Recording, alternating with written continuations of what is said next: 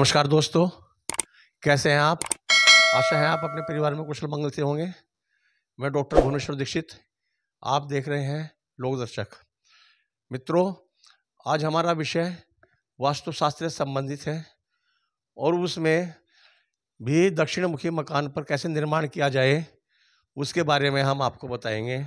आशा है आप इसे पूरी वीडियो को देखें, क्योंकि जब आप अपना भवन निर्माण करते हैं लाखों करोड़ों रुपए खर्च हो जाते हैं, और यदि हम वास्तुशास्त्र के अनुसार अपना मकान नहीं बनाते तो उस मकान में नेगेटिविटी पैदा हो जाती है। और सकारात्मक ऊर्जा प्राप्त करने के लिए या सकारात्मक घर में प्राप्त करने के लिए हमें वास्तुशास्त्र के सिद्धांतों का पालन करना चाहिए और उसके अनुसार ही हमें अपने मकान का निर्माण करना चाहिए। आइए अपने विषय पर आते हैं। आपने यदि कोई प्लाट लिया है, उसको एक कागज पर उसको लंबाई चौड़ाई जितनी भी है वो लिख लीजिए।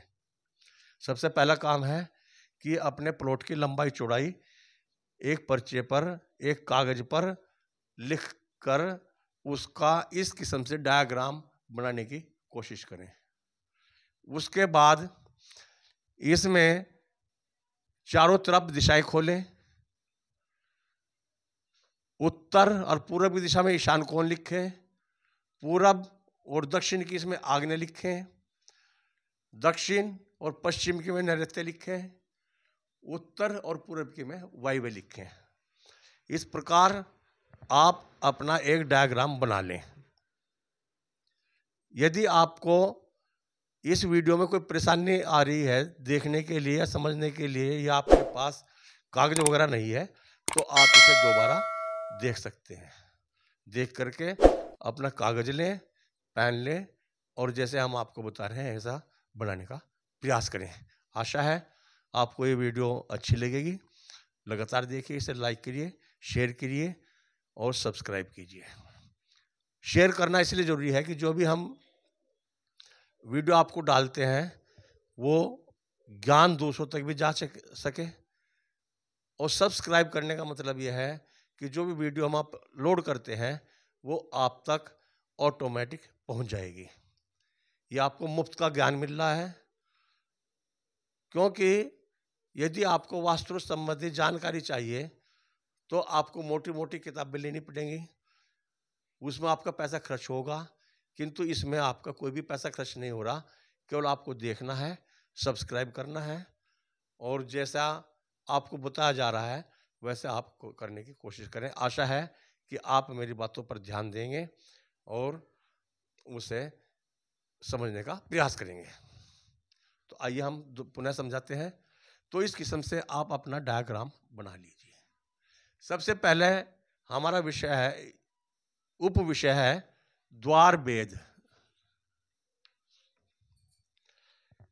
ये चौकी प्लाट हमारा दक्षिण मुखी है और द्वार भेद हर मुखी प्लाट पर लगता है, वो पूर्व मुखी हो, पश्चिम मुखी हो, उत्तर मुखी हो या दक्षिण मुखी हो। तो किसी भी मकान पर द्वार भेद नहीं होना चाहिए, इसे आप विशेष ध्यान रखें। द्वार भेद क्या होता है कि आपके मकान के द्वार के सामने कोई पेड़ ना हो, कोई खंबा ना हो,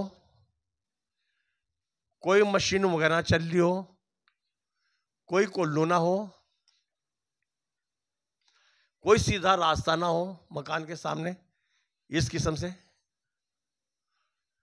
मंदिर ना हो, सामने बहता हुआ पानी ना हो अथवा कीचड़ ना हो। ये द्वार भेद के लक्षण है। यदि आपके किसी भी प्लाट पर या कहीं भी द्वार भेद है तो आप उसका निराकरण करें। यदि खंबा या पेड़ है, उसका निवारण है कि उसकी ऊंचाई से, यदि ये खंबा है, ये खंबा आपके दरवाजे के सामने खड़ा हुआ है और आपको मकान निर्माण करना है, तो इस खंबे से बड़ा निर्माण कर लीजिए।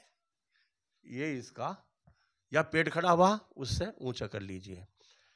हाँ, मंदिर से अवश्य बचें। यदि कहीं मंदिर बना हुआ है, यदि आपके मकान के पास मंदिर बना हुआ है तो उससे आप अवश्य बचें, क्योंकि मंदिर की छाया जिस मकान पर पड़ेगी उस मकान पर अनिष्ट ही होता है। इसलिए जो भी देवस्थल है उनसे कोशिश करें कि थोड़ा दूर को रहें। इसके बाद हमें आता है दक्षिण मुखी मकान को वैसे निकृष्ट माना जाता है, क्योंकि सूरज उगता है पूरब में, दोपहर बाद चला जाता है दक्षिण में। तो दक्षिण में जब सूरज जाता है तो उसकी प्रचंड ज्वाला होती है, वो अपने पूरे यौवन पर होता है, तो उसकी गर्मी उस दक्षिण मुखी मकान में पहुंचती है। तो ऐसे मकान में ज़्यादातर घुटन की संभावना बनी रहती है और उसमें रहने वाले लोगों को सांस की दिक्कत होती है। सांस की दिक्कत इसलिए होती है कि भरपूर मात्रा में वहाँ पर ऑक्सीजन प्राप्त नहीं होती। तो इसमें डरने की कोई आवश्यकता नहीं है। इसमें हम इसका निराकरण बताने का प्रयास करेंगे। यदि आपने कोई ऐसा प्लाट ले लिया है या आप उस मकान में रहते हैं तो उसमें घबराने की आवश्यकता नहीं है। वास्तु के हिसाब किताब से उसमें आप निर्माण करिए जहाँ तक संभव हो सके, और उस मकान में वेंटिलेशन की व्यवस्था कीजिए जिससे कि हवा क्रॉसिंग हो। यदि हवा क्रॉसिंग हो जाएगी तो वहाँ पर सांस की दिक्कत नहीं होगी और घुटन उसमें नहीं होगी। तो सबसे पहले आते हैं हम मुख्य द्वार पर। सब जिनका प्लॉट दक्षिण का है वो ये सोचते हैं कि उसका दरवाजा कहाँ होना चाहिए। लोग क्या करते हैं कि जैसे ये प्लाट है, इस प्लाट पर ये दक्षिण मुखी प्लाट है, यहाँ पर दरवाजा बना देते हैं या यहाँ पर बना देते हैं, तो ये बिल्कुल गलत है। आग्नेय कोण में और नैऋत्य कोण में दरवाजा सही नहीं है।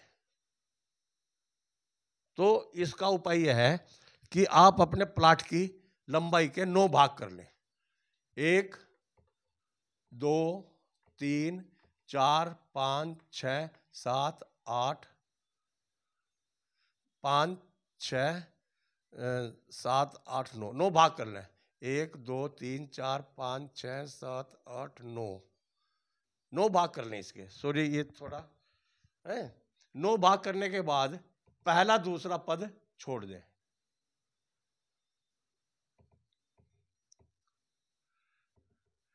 पहला और दूसरा भाग छोड़ दें और इसके बाद यहाँ पर अपना मेन गेट लगवाएं। यदि इधर लगवाना चाहते हैं तो पहला दूसरा तो सभी दिशाओं में, जहाँ भी आपको उत्तर मुखी हो, पूर्व मुखी हो, पश्चिम मुखी हो, तो पहले और 2 भाग आपने 9 भाग किए। 9 भाग में से तीसरे यदि चौथे 5 में बनाते हैं तो सबसे शुभ है। छठे में बनाते हैं, 5वें छठे में बनाते हैं वो भी शुभ है। छठे 7वें में बनाते हैं वो भी शुभ है।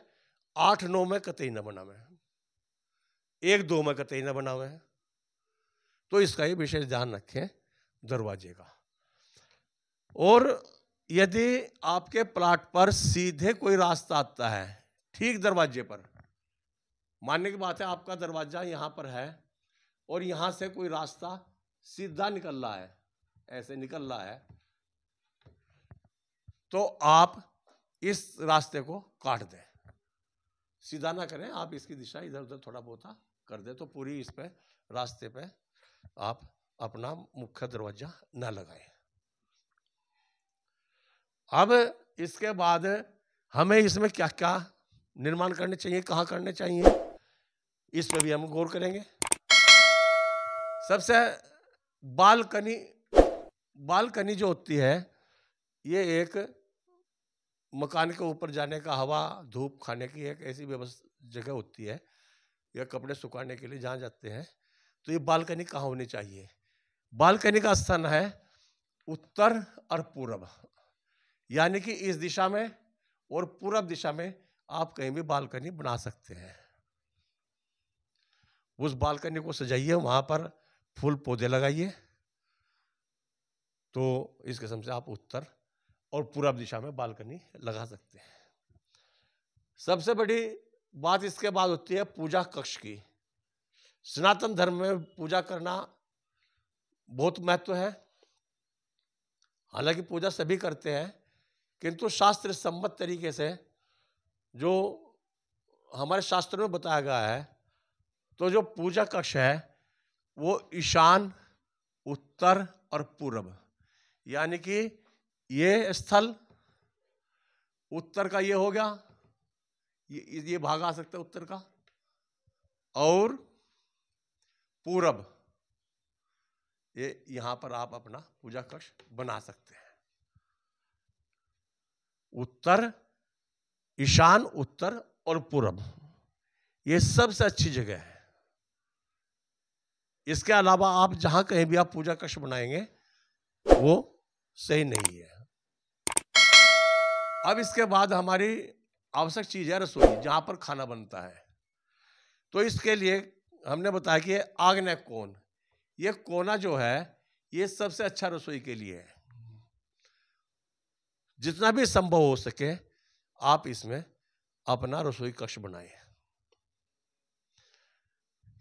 यदि इधर जगह कम है, थोड़ा इधर को बना सकते हैं, इधर बना सकते हैं, पूरब तक बना सकते हैं, किंतु ईशान में ना बनाएं। रसोई यदि इधर कोई व्यवस्था नहीं बननी है तो आप पश्चिम में बना सकते हैं। इधर हमने खाना बना लिया रसोई में, किंतु कहां बैठकर खाया जाए, उसे डाइनिंग हॉल बोलते हैं या भोजन कक्ष बोलते हैं। लोग बाग तो कहीं भी खा लेते हैं बैठे, किंतु एक इसका भी वास्तु में इसका भी एक नियत स्थान है। सबसे अच्छा जो है कि यदि रसोई है, रसोई के आसपास आपका भोजन का व्यवस्था हो जाए तो बहुत अच्छी है। यहां हो जाए, इधर हो जाए, आग्नेय कोण में हो जाए। मान लीजिए रसोई आपने छोटी बनाई है, यही रसोई बनेगी, ये जगह बच गई, यहां से आप इसे डाइनिंग हॉल बना सकते हैं, खाने का बना सकते हैं।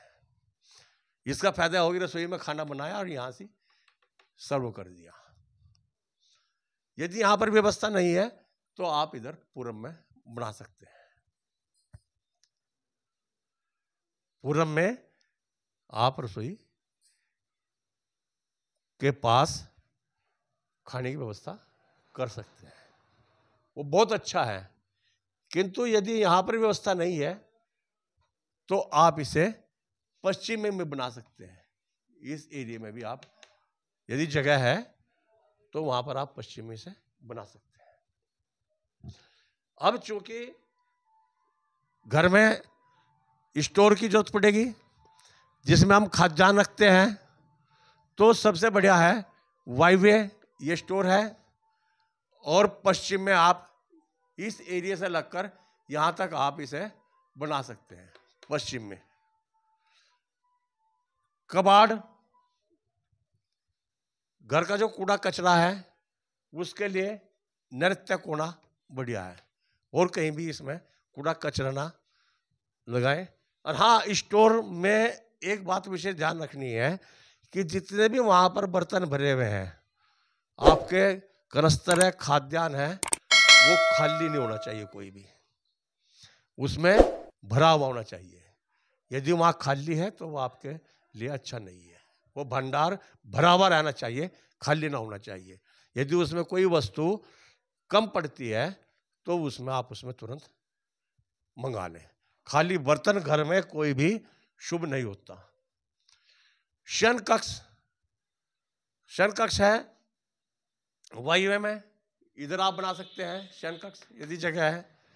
पश्चिम में बना सकते हैं, दक्षिण में बना सकते हैं। स्नान, उत्तर नैऋत्य, उत्तर में या बना सकते हैं और नैऋत्य में आप बना सकते हैं एक पद छोड़ करके। ये जरूर छोड़ना है इसमें, नैऋत्य में ये पद छोड़ के आप इधर बना सकते हैं। आप कोई भी निर्माण करें, एक पद ये सामने का आपको छोड़ना पड़ेगा। तो आशा है कि हमारी वीडियो आपको अच्छी लगी होगी, और यदि अच्छी लगी है तो इसे शेयर करना, सब्सक्राइब करना और इसे आगे भेजने की कोशिश करना। देखने के लिए बहुत बहुत धन्यवाद। अगली वीडियो में हम ऐसे ही आपको जानकारी देते रहेंगे। आप हमारी वीडियो को ध्यान से देखना और कोई भी आपको जानकारी लेनी है अपने कमेंट्स में लिखना, अपना जिला लिखना, अपना क्षेत्र लिखना, जिससे कि हमें पता लग सके कि हमारे जो दर्शक हैं कहाँ तक हमारी वीडियो देख रहे हैं और कहाँ तक वो उनकी समस्याएं हैं, उनका समाधान हम कैसे कर सकते हैं। देखने के लिए बहुत बहुत धन्यवाद। नमस्कार।